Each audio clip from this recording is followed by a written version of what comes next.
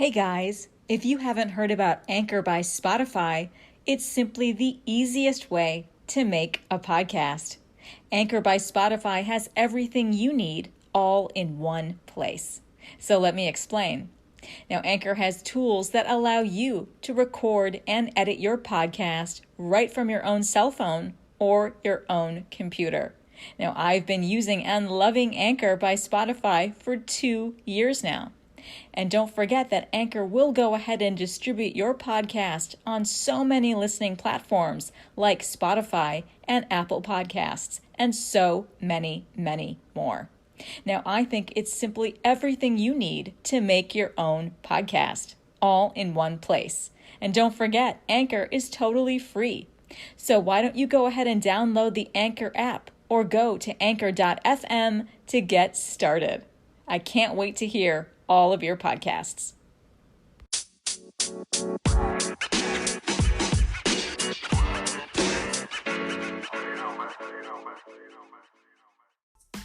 Hey everyone, welcome back to all my listeners. This is episode number 7 of season 8. Today is Wednesday, February 15th, 2023. My name is Sonal Patel, and this is the Paint the Medical Picture podcast series.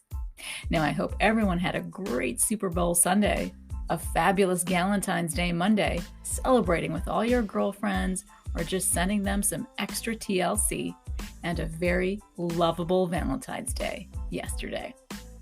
Of course, the month of February is dedicated to our heart health. It is Heart Health Awareness Month. All right, you guys, now let's get into today. In today's Newsworthy, I'm going to be bringing back a fan favorite, my Newsworthy Grab Bag, where I'm going to be highlighting a couple of OIG reports on drug rebates, as well as a new FDA emergency use authorization on a monkeypox test. And in my compliance tips and recommendations today in Trusty Tip, I'm going to be getting into the importance of our Category III CPT codes. And I'll round out today's episode in Spark with a remarkable quote on creativity by Mary Lou Cook. If you guys have checked me out on LinkedIn, you know I'm all about compliance and protecting our physicians and our valued healthcare professionals when it comes to the business of medicine. I hope this week with me brings you enough to take back to your organizations, to want to dive in deeper, to use my tips and best practices to ensure success. I hope this podcast will help you boost the quality of documentation capture and improve coding accuracy as you help all your providers paint the medical picture. If you like what you're hearing, please go ahead and hit that subscribe button now so you don't miss another episode. Please write in a review and kindly drop me a 5-star rating on Apple Podcasts or wherever you listen to my podcast. I'd really love your support. And as always, a friendly disclaimer. Remember, I'm bringing you the news, current healthcare industry news, my compliance tips, and my compliance recommendations based on my over 12 years of experience in front office, in back end, in coding, and in billing for multi-specialty physicians, in compliance, and in auditing for both E&M and surgical operative reports. These are my opinions alone and are not to be construed as legal advice. Today's episode is sponsored by Advanced Coding Services, a leading medical billing and medical coding school in the United States. Whether you're just starting out or a seasoned professional, our training equips you with the tools and support you need to advance your career. Our medical billing and coding school meets your needs worldwide online or in person with one-on-one support throughout your training. We are committed to helping our alumni and credentialed medical community in keeping up their certifications by offering various avenues for acquiring your continuing education units. In addition to our Mastering the Business of Medicine retreats offered several times throughout the year in different parts of the country, we now offer memberships. You can conveniently earn your CEUs by attending our exclusive members-only webinars. Since our aim is to nurture and grow the careers of individuals who work in the business of medicine, we call our member area the Apple Orchard. Advanced Coding Services, educate, nurture, inspire, reaching back with a hand up. So, Let's get into Newsworthy. You know, I developed Grab Bag for those weeks where there's just so much news that I want to feature. So today's the day I'm going to be bringing back a fan favorite, my Newsworthy Grab Bag. First, there is an OIG report titled North Carolina Did Not Always Invoice Rebates to Manufacturers for Physician Administered Drugs. So, why did the OIG perform this audit? For a covered outpatient drug to be eligible for federal reimbursement under the Medicaid program's drug rebate requirements, manufacturers must pay rebates to the states for the drugs. However, prior Office of Inspector General audits found that states did not always invoice and collect all rebates due for drugs administered by physicians. The OIG's objective was to determine whether North Carolina complied with federal Medicaid requirements for invoicing manufacturers for rebates for physician-administered drugs. So what did the OIG find? North Carolina did not always comply with federal Medicaid requirements for invoicing manufacturers for rebates for physician-administered drugs. North Carolina did not invoice for and collect from manufacturers rebates associated with $3.1 million, which is the federal share, in physician-administered drugs. Of this amount, $2.3 million, again, the federal share, was for single-source drugs, and $734,000, once again, the federal share, was for the top 20 multiple-source drugs. Further, the OIG was unable to determine whether, in some cases, North Carolina was required to invoice for rebates for other multiple-source physician-administered drug claims. North Carolina did not invoice the manufacturers for rebates associated with claims totaling $685,000, again, the federal share, for these multiple source drugs. So what did the OIG end up recommending? The OIG recommended that North Carolina refund to the federal government $2.3 million, the federal share, for claims for single-source physician-administered drugs, as well as $734,000, again, the federal share, for claims for the top 20 multiple-source physician-administered drugs. They also recommended that North Carolina work with CMS to determine the unallowable portion of $685,000, the federal share, for other claims for multiple-source physician-administered drugs that may have been ineligible for federal reimbursement. Refund that amount and consider invoicing drug manufacturers for rebates for these drugs if CMS determines that the drug claims are allowable. In addition, they recommended that North Carolina work with CMS to determine and refund the unallowable portion of federal reimbursement for physician-administered drugs that were not invoiced for rebates after December 31 of 2019 and strengthen its internal controls to ensure that all physician-administered drugs eligible for rebates are invoiced. So what did North Carolina end up saying? North Carolina agreed with all of the OIG recommendations and described corrective actions that it had already taken or was planning to take. Specifically, North Carolina said that it would work with CMS to determine the amount, the method, and the timing of the refund, or pursue invoicing drug manufacturers for the amounts determined to be allowable. North Carolina also said that it would review all physician-administered drug claims beginning on January 1, 2020, through the present time, and would work with CMS to determine any unallowable reimbursement and potential refund. Further, North Carolina said that it had reviewed procedures surrounding the physician-administered drug rebate process and would implement controls to mitigate the risks the OIG identified. Moving on, my second Newsworthy Grab Bag features an OIG technical brief titled Technical Assistance Brief, Implementation of Inflation-Indexed Rebates for Part B Drugs. Now, some of the key takeaways included that on the basis of the OIG's prior oversight work, they anticipated that unless the CMS takes action to remedy several administrative issues, the agency will face the following two challenges in implementing inflation-indexed rebates for Part B drugs. The first would be identifying products subject to Part B rebates, and second, excluding claims from Part B rebate calculations that were already subject to rebates under the Medicaid drug rebate program, as well as discounts under the 340B drug discount program. Remember, the OIG performed this study because of the Inflation Reduction Act of 2022, or the IRA, which requires CMS to calculate inflation-indexed rebates for certain Part B drugs beginning in 2023.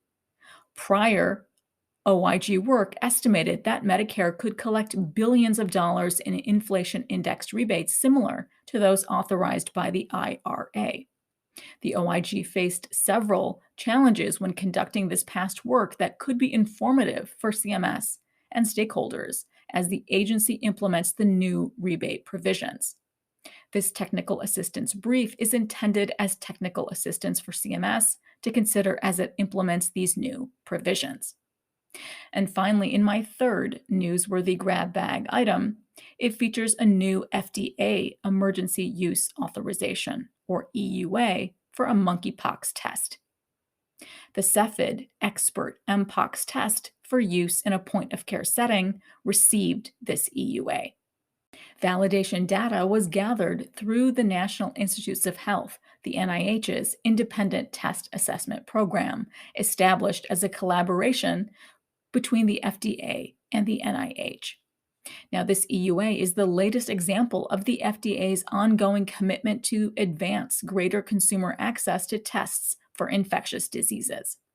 The Expert Mpox test is a real-time polymerase chain reaction test intended to detect Mpox virus DNA in lesions, swab specimens from individuals suspected of monkeypox by their healthcare provider. Now, the letter of authorization reads for the device, which is Expert Mpox. The letter of authorization also reads for the EUA number, which is number 220483. The letter of authorization also reads for the company, which is Cepheid.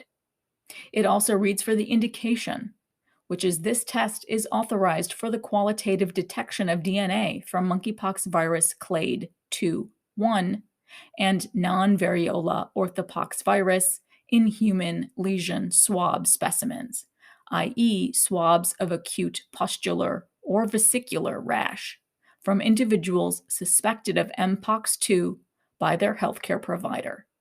Emergency use of this test is limited to authorized laboratories.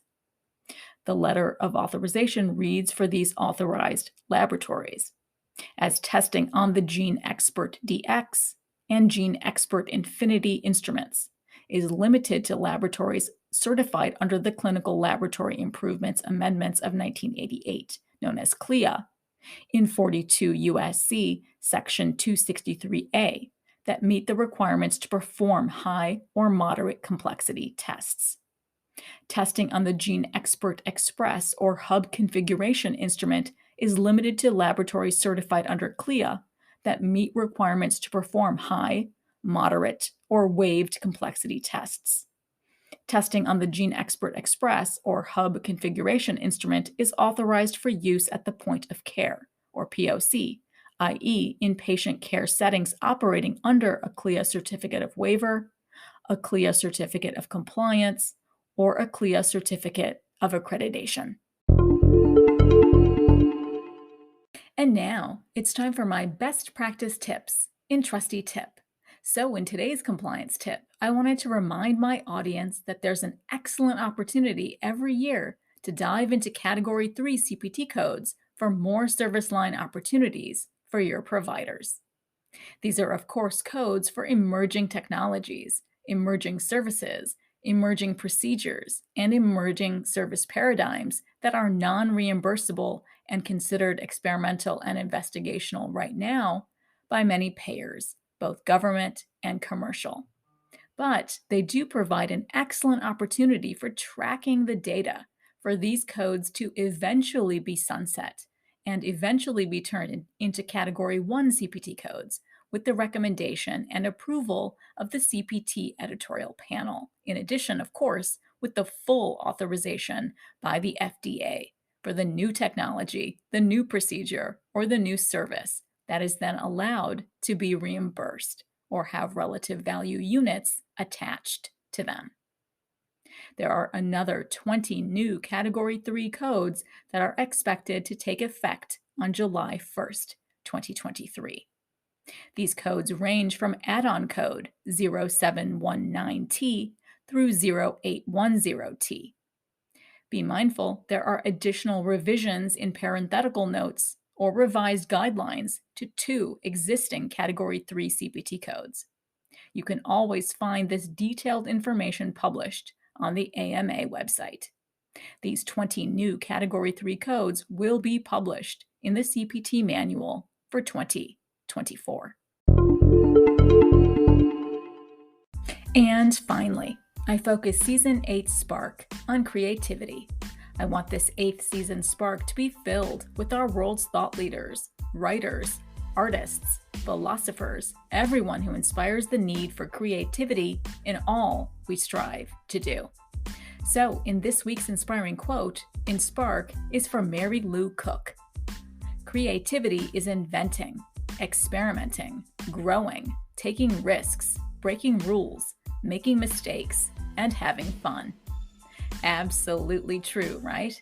I think this is an amazing quote that reminds us to think outside the box, to think against the grain. I think this quote reminds us that creativity takes an adventurous spirit. So let your mind drift into the more creative side of you.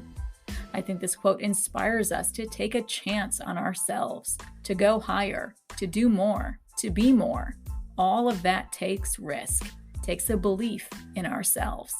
It is with our creativity that we can innovate and soar. I am happy Mary Lou Cook's spark still burns brightly in all of us today. So that wraps up today's episode. And as always, I appreciate you all diving into today with me. If you want more information from me, please go ahead and follow me on LinkedIn. I'll leave links to everything in the show notes below. Now, in my final note today, it's a somber one. I wanted to go ahead and recognize the over 33,000 lives lost in Turkey and Syria since last week's twin earthquakes in the region. I know I'm sending all my prayers and well wishes to everyone in the area who is left behind and is affected by all of their family and loved ones who are gone. So hopefully all of our humanitarian aid can also reach the region, right? Despite the logistical nightmare that is Turkey and Syria right now. So my heart goes to all of them. So anyways, you guys, I wish you all an amazing week ahead. Thank you so much for all of your continued support, your loyal listenership. So I hope you definitely all take some time away each and every day to carve some time for yourselves to avoid the mental stress, anguish, and burnout each and every day. So thank you so much for listening in on today's episode. And I hope every week with me brings you closer to helping your providers paint a masterpiece. See you next Wednesday.